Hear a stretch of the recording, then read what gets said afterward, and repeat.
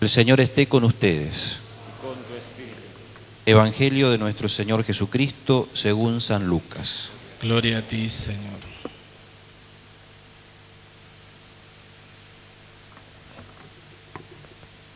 Como el pueblo estaba a la expectativa y todos se preguntaban si Juan Bautista no sería el Mesías, él tomó la palabra y les dijo: Yo lo bautizo con agua, pero viene uno que es más poderoso que yo, y yo ni siquiera soy digno de desatar la correa de sus sandalias. Él los bautizará en el Espíritu Santo y en el fuego. Todo el pueblo se hacía bautizar y también fue bautizado Jesús. Y mientras estaba orando, se abrió el cielo y el Espíritu Santo descendió sobre él en forma corporal, como una paloma. Se oyó entonces una voz del cielo: Tú eres mi Hijo muy querido, en quien tengo puesta mi predilección. Palabra del Señor. Gloria a ti, Señor Jesús.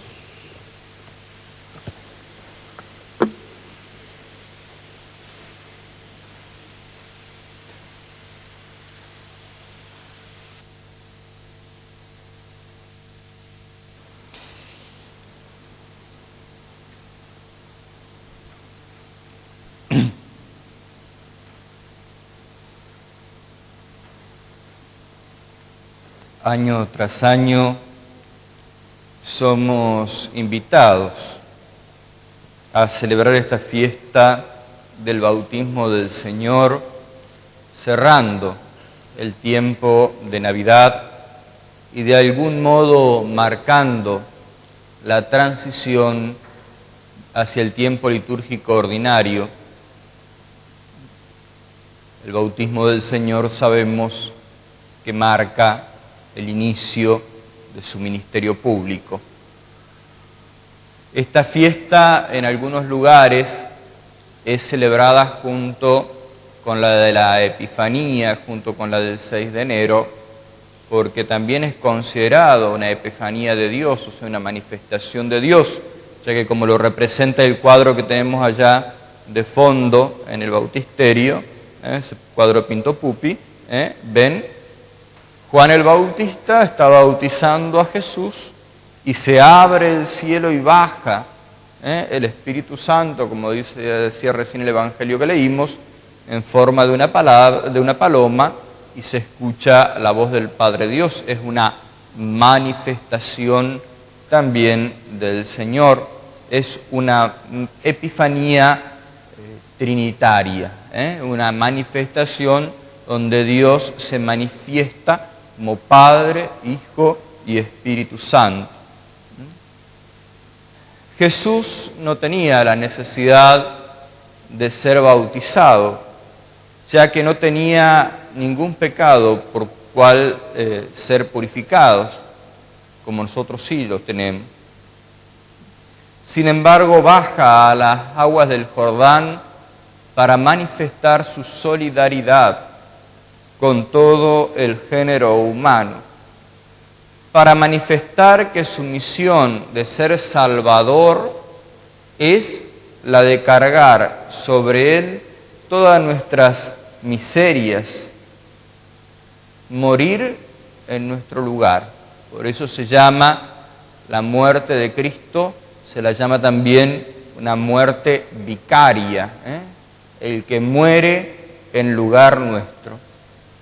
Entonces fíjense que sin proyectarlo, pero Dios conduce los hilos de la historia. Hoy ha coincidido esta fiesta litúrgica con la oportunidad en que 5 miembros de nuestra comunidad parroquial se van a sumar al servicio de ministros extraordinarios de la Sagrada Comunión. Otros 10 van a renovar una vez más este servicio, que es un servicio temporal, por eso es necesario ir renovándolo. Y otros 5 cuando se les venza el plazo del decreto del obispo, el 13 de marzo, va a expirar su servicio como ministros extraordinarios de la comunión, pero no por eso van a dejar de pertenecer a la comunidad parroquial, ni tampoco quiere decir que se los degradó ni se los avergonzó en público, ¿no? A veces hay unas ideas un poco, algo habrá hecho, por eso el padre lo sacó de ministro. El que dice esas cosas o piensa esas cosas está pecando, así, en criollo. ¿Estamos? Son servicios temporales que se van rotando. Y en esto tenemos que aprender que esta tiene que ser la dinámica natural de nuestras comunidades. No puede ser que vivimos echando sombra de sospecha sobre todo el mundo. Alguien dejó tal servicio, algo habrá hecho. Eso es cuando se mira humanamente y mira el puestito para tener chapa. El que sirve y su servicio brota de un corazón generoso, no le importa dónde lo pongan.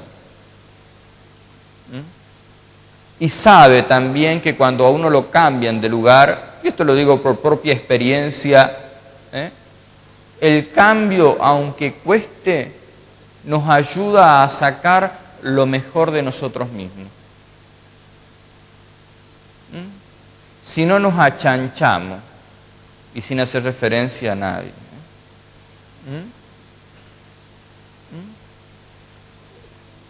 Yo recién cuando estaba parado ahí sentado en la sede mientras se leía las lecturas, miraba, y ahora ya después de 3 años más o menos conozco a las familias, ¿no? Y decía, detrás de cada uno de los que ya vienen ejerciendo el ministerio y de los que van a ser instituidos al Ministerio Extraordinario de la Comunión, hay una familia, ¿no? Y una familia que participa, en la mayoría de los casos, de la vida de la comunidad, que ha brindado otros servicios. Y adentro mío es como que escuchaba la voz de Dios que me decía, qué importante que es la fe que se recibe en el seno de la familia. A veces es cierto que los changuitos meten lío en la iglesia. Es cierto, vamos a llamar las cosas por su nombre. ¿Quién no fue chico? ¿Y quién no nos ligamos un pellizcón o un tirón de oreja por no quedarnos quietos en la iglesia? ¿O no? Pero ahí aprendimos nuestra fe.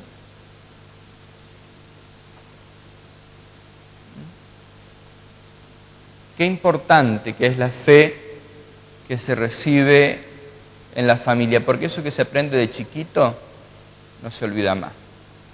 Y el loro viejo no aprende a hablar.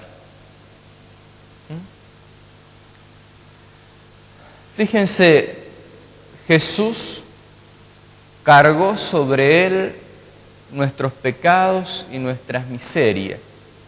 Como decíamos recién, solidariamente bajó a las aguas del Jordán y solidariamente con nosotros subió a la cruz para morir en lugar nuestro. La Eucaristía es la consumación de esa solidaridad con nuestras miserias, con nuestro dolor, con nuestro pecado que comenzó el día del bautismo. Ese bajar a las aguas del Jordán alcanzó su máxima expresión cuando fue elevado en la cruz.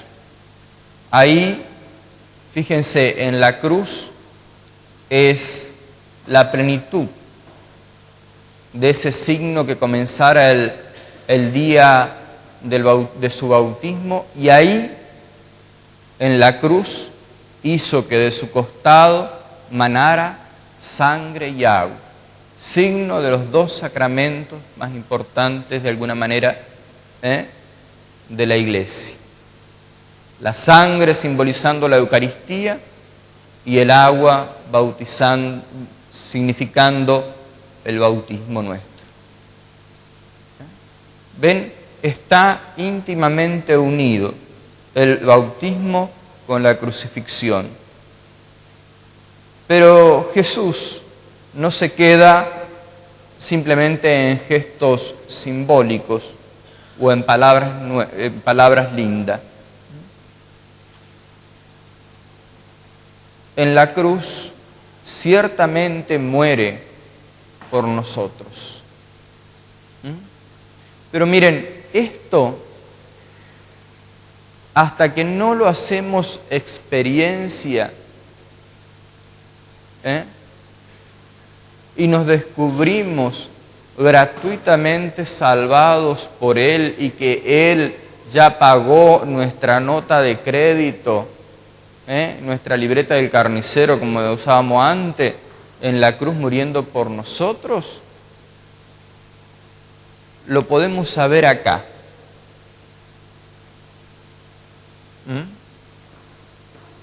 Pero la cuestión es bajarla acá y hacer esa experiencia de algo inmenso que se ha recibido gratuitamente. Eso es la experiencia de sentirse salvado gratuita e inmerecidamente por Cristo. Nadie puede pagar a Dios un rescate. Por más que nos esforcemos por hacer buena letra, nos confesemos y qué sé yo cuánto, al rato metemos la pata. ¿O no? Acá el único pecador es el cura, mira vos.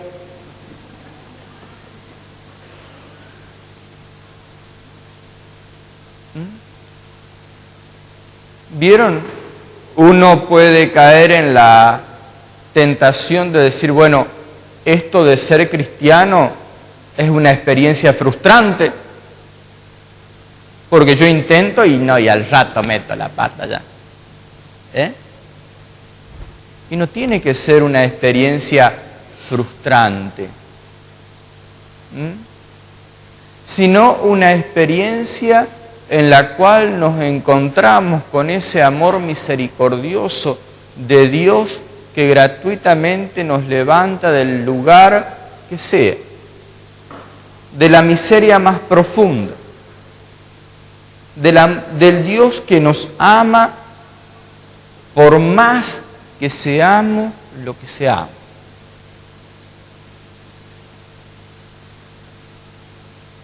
Entonces eso hace de que uno viva alegre, despreocupado. Porque si no uno vive como, discúlpenme la expresión, ¿no? ¿Vieron cuando uno se cuida de no hacerse en la cama?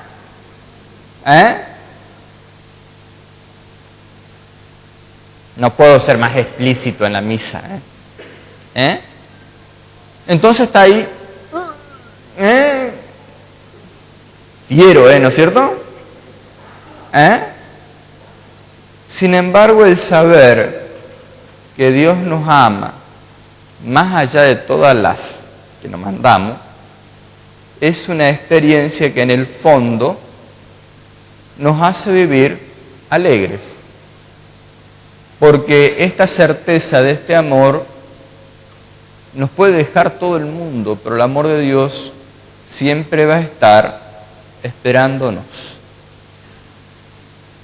Jesús ama de verdad y en Él la misericordia se transforma no en un acto mágico porque se recite determinada tal o cual oración, sino porque en su vida Él tiene misericordia con nosotros cargando nuestros pecados, nuestros dolores sobre Él.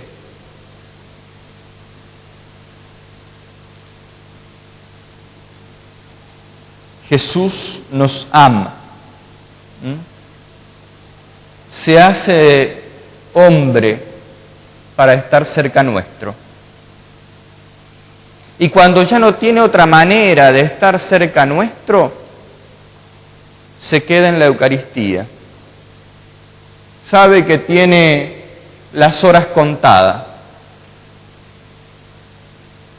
Y por querer estar cerca nuestro y seguir cargando nuestro sufrimiento, nuestros dolores, se queda en la Eucaristía. Estos hermanos nuestros que hoy renuevan este servicio y los que van a ser instituidos, a ustedes, no el Padre Carlos, sino la Iglesia, les confía el más grande tesoro que tienen. El tesoro de la Iglesia no son las obras de arte, ni los templos, ni... El más grande tesoro de la Iglesia es Jesús, que está vivo y está escondido en el pan y en el vino por amor a nosotros. Y ustedes van a tener la posibilidad de tomarlo con sus propias manos. Las manos de ustedes van a poder tocar a Dios.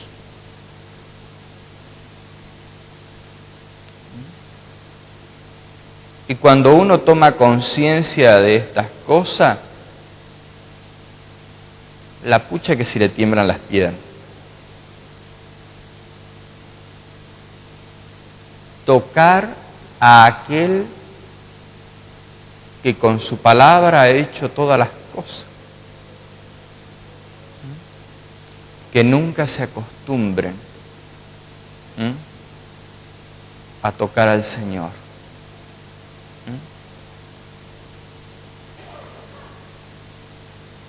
A ellos no se los asciende ni se los premia por nada.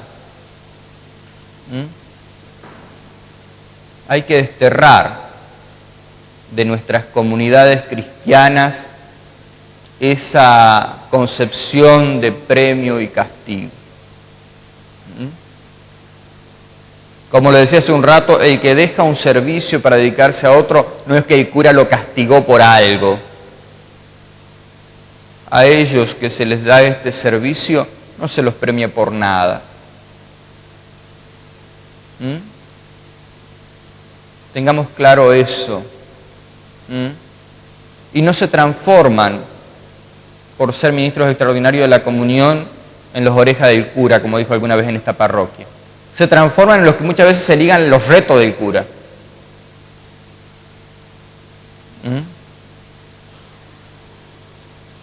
Desterremos esa concepción que es errónea. Si alguien quiere algún dato más sobre lo que es y lo que no es un ministro extraordinario de la Sagrada Comunión, puede pasar por la cartelera. Hemos colocado en estos días un material para que ustedes lo lean. Miren, ninguno tenemos méritos para nada. Ellos no han hecho mérito para ser ministro extraordinario de la comunión. La Iglesia gratuitamente les confía eso.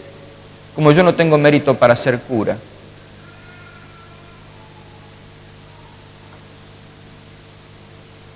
Dios siempre nos da algo más grande de lo que nosotros podemos imaginar para que lo llevemos a Él y desaparezcamos nosotros. Si no, miren, estamos re mal, porque la Iglesia se transforma en un partido político o en un club. Me contaban una vez una persona que estuvo a la hora que armaban una lista de candidatos a diputados, ¿no? Y peleaban cuál quería el puestito más alto, más arriba, porque claro, porque cuanto más alto tenés el puesto en la lista de candidatos a diputados, más posibilidad tenés de entrar. Y uno argumentaba que hacía 50 años que pegaba ficha y el otro que hacía 40 que cantaba la marcha y qué sé yo cuánto. La Iglesia no es eso.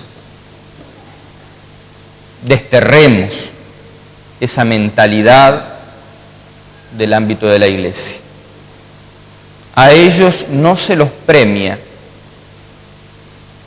ni se los asciende, ni se los pone en un lugar para que entonces se los mire y se les saque el cuero de todo.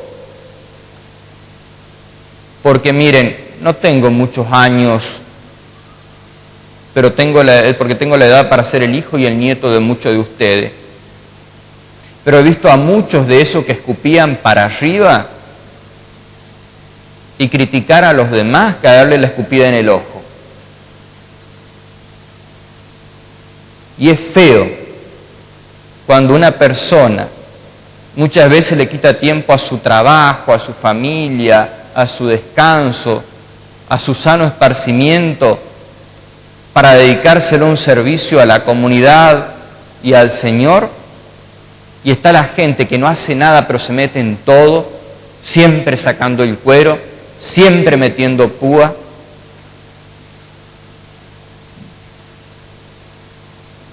Es muy feo. Les voy a confesar algo desde lo más profundo de mi corazón. Yo soy un pacifista convencido, un seguidor en lo que hace a la paz del pensamiento del Mahatma Gandhi. Pero si hay una cosa que me pone violento, es la gente que vive criticando todo y no hace nada. Debe de empujar el carro para adelante sin echar para atrás.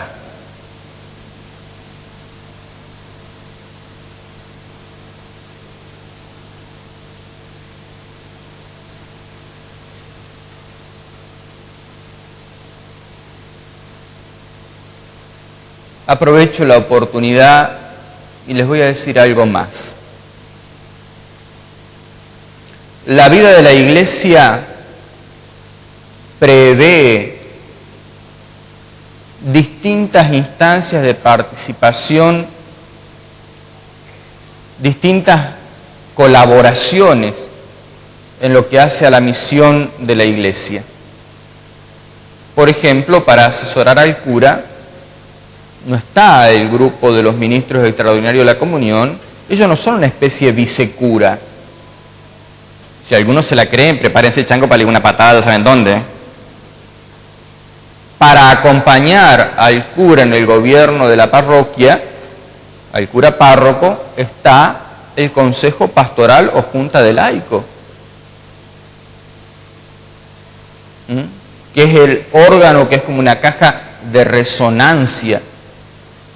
Y qué triste que es cuando la gente que ha sido invitada a participar de ese consejo o que su grupo o movimiento lo ha nombrado, lo ha delegado para que lo represente en ese lugar, no aparece después. Bueno, digan que el cura hace y deshace las cosas a su gusto y antojo. Por lo menos en mi caso, consulto con la Junta de Laicos permanentemente. Si no participamos, no critiquemos. Si no ayudamos, mordámonos la lengua, por lo menos por decencia, porque es muy feo. Es ridículo y absurdo que la gente, y esto lo hablo en todos los ámbitos de la sociedad, que vive para juzgar a todo el mundo, para criticar todo, y no miran lo que hacen ellos, o lo que dejan de hacer, o los que dejaron de hacer. Los ministros extraordinarios de la Sagrada Comunión, si desempeñan el ministerio como tiene que ser, se van a encontrar permanentemente con las grandes miserias de la humanidad.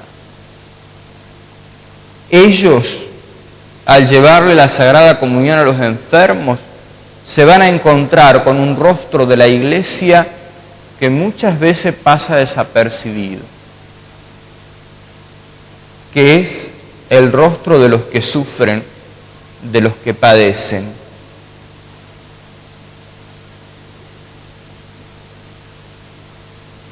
No es lindo encontrarse con personas que muchas veces están tan debilitadas, están tan doloridas, que ni parecen gente.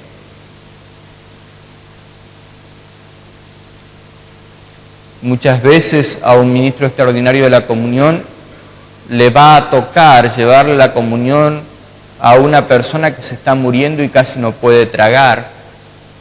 Y entonces para dársela como viático, como pan para el camino, va a tener que ir partiendo pedacitos de la hostia y ponerla en una cuchara con agua e ir poniéndosela entre los labios para que esa persona la trague y esa persona pueda entrar al cielo.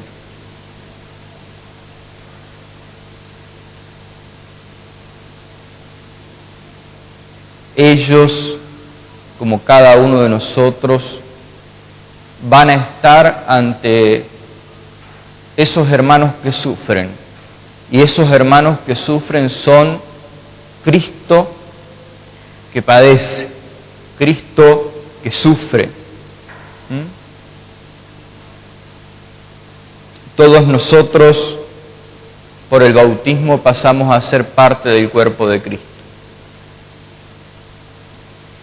En aquellos que sufren, que están imposibilitados de moverse, que padecen en su alma o en su cuerpo, Cristo sigue sufriendo para la redención de todas las almas. Decía un santo del siglo XVII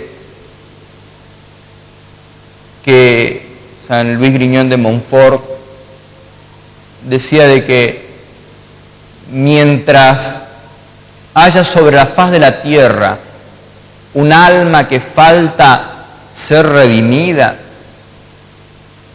la pasión de Cristo no termina hasta el final de los tiempos.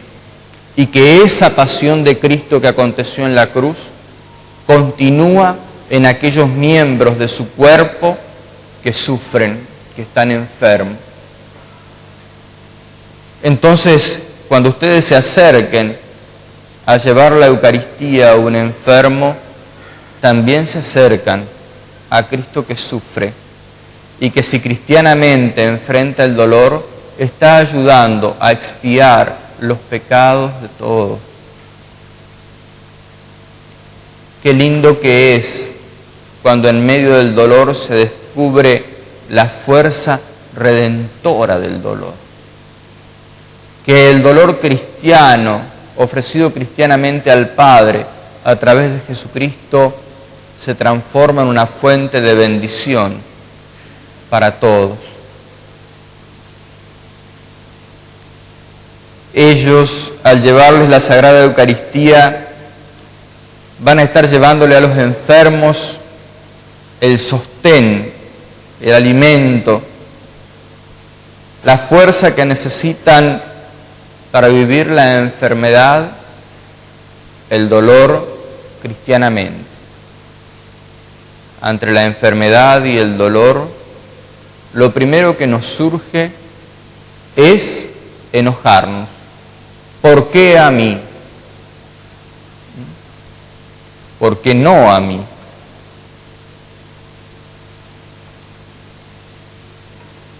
O podemos transformarnos ante el dolor y la enfermedad, podemos transformarnos en esas personas que son como criatura, ¿no? Necesitan que permanentemente les estén a la vuelta y llaman la atención, O podemos vivirlo cristianamente al dolor y abrazar la cruz de Cristo y completar, como decía San Pablo, en nuestra carne lo que falta a los padecimientos de la pasión de Cristo por el bien de toda la Iglesia. Ustedes se van a convertir en testigos privilegiados del misterio de la redención, de esa redención que se da por medio del amor vivido aún en las situaciones de dolor. Verán con sus propios ojos el secreto de la vida cristiana, que es el secreto de amar lo suficiente como para ponerse en el lugar del otro y cargar sobre uno el sufrimiento del otro. Eso es lo que hizo Jesús al bajar a las aguas del Jordán y al subir al Gólgota abrazado a la cruz. Ponerse en el lugar del otro. Jesús, siendo santo como ninguno de nosotros somos y no teniendo ningún pecado como nosotros sí lo tenemos, no se puso en la vereda de enfrente para criticarnos, se puso de nuestro lado y cargó sobre sí nuestros pecados. Así que, como decimos vulgarmente, chito.